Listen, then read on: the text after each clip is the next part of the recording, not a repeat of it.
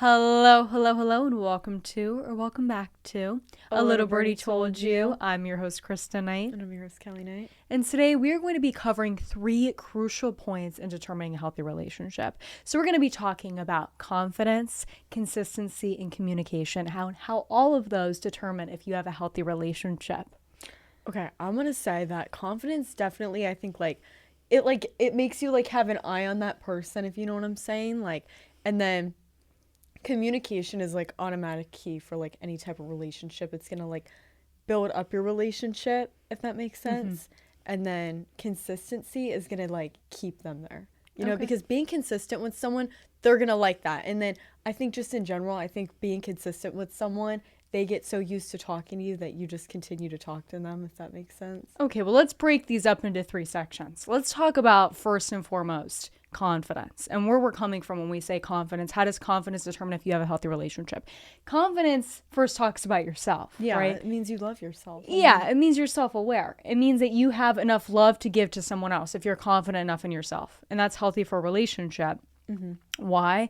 Because you're going to put energy into yourself enough to not rely on that other person's perception of you. When you're in a relationship, you can't constantly be fishing for compliments or constantly be fishing for this reliability in them giving you all their energy, because in a relationship, you still have to have enough energy to give yourself at the end of the day. You can't constantly give and give and give if you're not receiving. So when you have enough confidence in yourself, it's going to attract the right person and make a healthy boundary where you both put enough energy into yourself. You're confident, you're self-aware, you're self-assured. You have this image of yourself that you hold in high regard because you care about yourself enough. Do you agree? Yeah, because in general, if you don't have confidence, I'm not saying you shouldn't be in a relationship if you don't love yourself, but it is true. If you don't love yourself, that means you probably do not feel confident enough in yourself to be okay, if this person's ignoring me or this or that, you're not going to care. Mm-hmm. You know what I'm saying? You're going to have the confidence to be whatever, you know? Well, let me ask everybody something right now. You might say, oh, I do love myself. I love myself enough. I can get in a relationship. I know I can love myself and love this person. Do you love yourself enough to, if somebody's not giving you compliments every day, you can look in the mirror and still love yourself? Exactly. Question yourself with that, because some girls will be oh yeah, I love myself, but if a guy stops giving them compliments, they're oh, well, am I ugly or something? Is this no, honey, you need to actually sit there and look in the mirror and be yeah, I look good today. Mm-hmm. You shouldn't have to rely on their opinion or what they have to say, and that compensates for your confidence, okay? Another thing is ask yourself, do you get jealous easily? Do you have tiny little triggers when that person is around other females or around whatever gender they're attracted to? Are you frightened by the fact that they could become attracted to someone else? Mm-hmm. Because if you are, you're not confident in yourself. You need to be confident enough to say, okay, they can go do what they want. I have enough confidence in myself. You know, you can't always trust somebody, okay? But you have to have enough confidence in yourself that even if they go off and they talk to other people, that you're confident enough in knowing that when they come back, you have enough value in yourself to know that everything you have to offer is not what those people have to offer. You have to understand that at the end of the day. You have to understand that when considering your confidence in yourself, because when you have that confidence in yourself, you're not going to consider anything else. You're not going to consider, oh, I'm not jealous. It's okay to have a healthy amount of jealousy. Okay, that's normal. But you should not be jealous that in comparison to other people. You should be confident enough in yourself to say, I don't care about other people and what they think or their perception or how they might feel about other people. It's about me and my confidence in that person and my confidence in myself to know that even if that person does something, that I'm going to be confident in myself, because that's going to dictate a healthy relationship, because that person's not going to feel the pressure to please you all the time. Yeah. They're going to naturally do it. They're not going to feel, okay, why do I feel like I always have to give them compliments? They don't feel good about themselves. So I always have to do this to reassure them and this and that and that. And that's not healthy. That's unhealthy. That's toxic. You need to feel it enough in yourself, because that's going to drain someone else. That's not going to allow someone to be with you that's confident in themselves. There's not going to be 2 confident people in a relationship. It's going to kind of be lenient towards the other person and trying to rely you and satisfy you with compliments and reassurance and tell you, oh no, I'm not cheating. Oh no, I'm not doing this. Oh, I don't think they're attractive. That's not healthy. Think about that at the end of the day. You have to have enough confidence in yourself to say, okay, I'm just going to dismiss everything anyone else has to offer. I know what I have to offer. I know my value. I'm confident. I'm self-aware. I know nobody else can ever be me. So at the end of the day, I'm pretty confident in myself. I know who I am and I know what I have to offer. And if they don't want that, then it can get lost and someone else will value me. I think in general as a person though, you can look at someone and tell if they're confident in themselves. And I think it's honestly, okay, this seems bad, but I think it's honestly an ick if somebody's not confident in themselves and they like almost like beg for a compliment. You know when somebody gives you a compliment and like I believe if somebody gives you a compliment, you should never compliment them back. Just be like, "Okay, thank you," say something nice like that. But like in general, only compliment them if you're actually meaning it because I think a lot of people just compliment someone back when they just complimented you just to be like, "You know what I'm saying?" And that's not right. You know what I'm saying? But some people will be like, "Oh, well, like, you're not, what about me?" You know what I'm saying? And if you say that, you're obviously not confident in yourself because you don't need other people to tell you, "Oh, you're pretty, you're hot, you're this, you're that." Like, no. Like, it doesn't matter. Like, you're perfect the way you are as long as you love yourself. And this leads us to our next point, which is consistency. Yeah. You need to consistently be confident in yourself. Yeah. But not only do you consistently need to be confident in yourself, you need to put consistent effort into the relationship to make it work. We're talking about relationships here.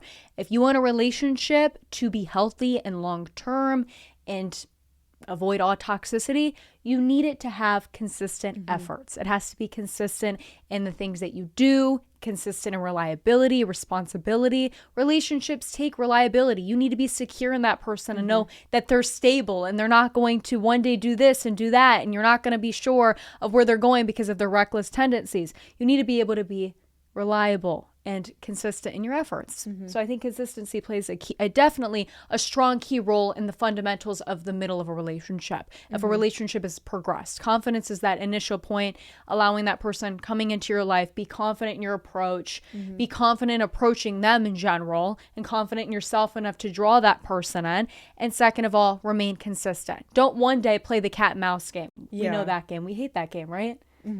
I think another thing is like, I think we've all known of like, the like, what is it, the 3-month honeymoon phase or whatever in a relationship. And a lot of people sit there and they put all this effort in. And I think when somebody like gets you in a relationship, they're like, "Oh, I got you. So like now I don't have to put as much effort." Like in general, be consistent with that person. If you really like them, don't sit there and play all these games because it's not right. For one, but two, like if you really want that relationship to last, you need to be consistent the way you're acting. A long-term relationship is not going to be breadcrumbs. We're not going to one day have this and have that, and one day they're hot, one day they're cold.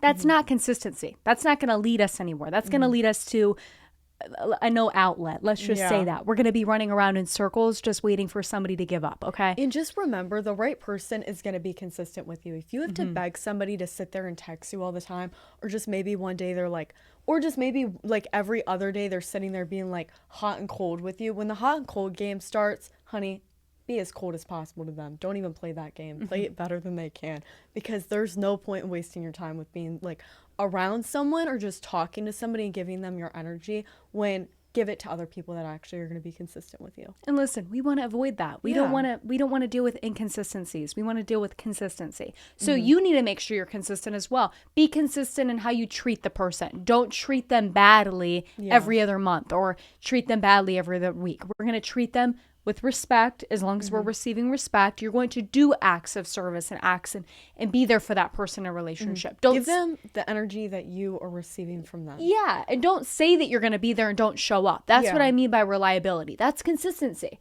Your actions should match up with your words. And if they don't, we've got a little bit of a problem here because something's not equaling out. Things should add up.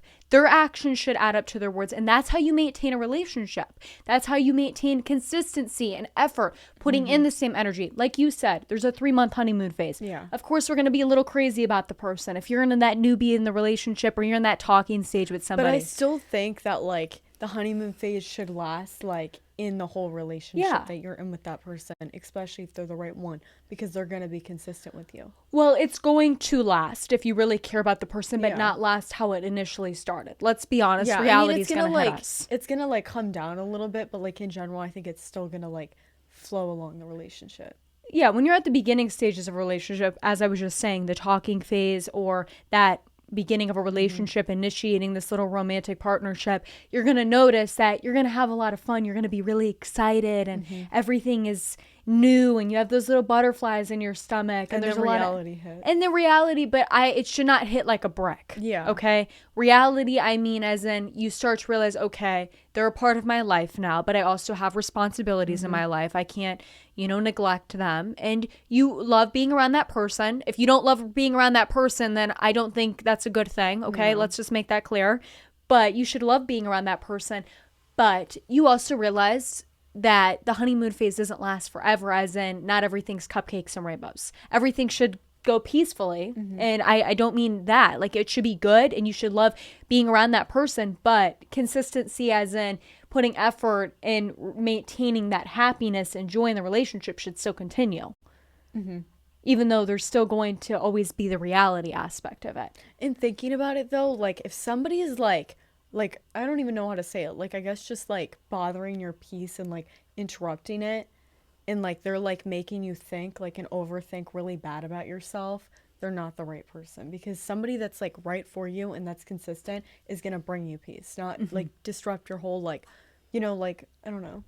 Exactly. It should be peaceful and energizing. As we always say, it should not deplete you of your energy. And if someone's depleting you of your energy and making you overthink about yourself, that's not good.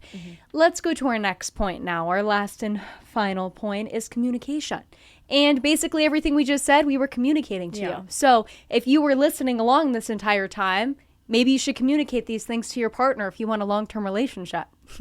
So what I mean by that is all the things that I just said and all the things that Kelli just said, if we didn't say that, you would not understand where we were coming from when we initially started this episode, okay? You would not know what we're talking about. When I said, oh yeah, the 3 points are communication, consistency, and confidence, you would say, okay, I don't know where she's going to go with this until she communicates about it. Yeah. When you're with a partner and you're in a relationship, if you do not communicate, you cannot expect them to know where you're coming from. And that's what's going to maintain the longevity of this relationship entirely, is communicating with that person. You need to communicate your needs, your wants, your desires in a relationship in order to come to a conclusion of where you guys are coming from at the end of the day. If you want consistency, you want to make sure you're both putting effort in, communicate a little while about that. Communicate about what you see as the needs in a relationship, desires that you have. If you expect something out of a relationship that is realistic, maybe you like acts of service and you say, I would like to designate this and that, or one day we do this and this thing. And your partner's not going to know that unless you talk to them about it. You see a lot of people and they're like, oh, he never does this for me. Communicate it to them. Communicate it to him. How is he supposed to know? He can't read your mind unless you tell him. Same thing with a girl. You can't expect her to just one day look at you and understand where you're coming from. If you're upset, she might not be able to tell unless you tell her. Nobody's going to know if you just look at them and you point at something. You know what I'm saying? You need to actually like verbally tell them what is going on in your mind.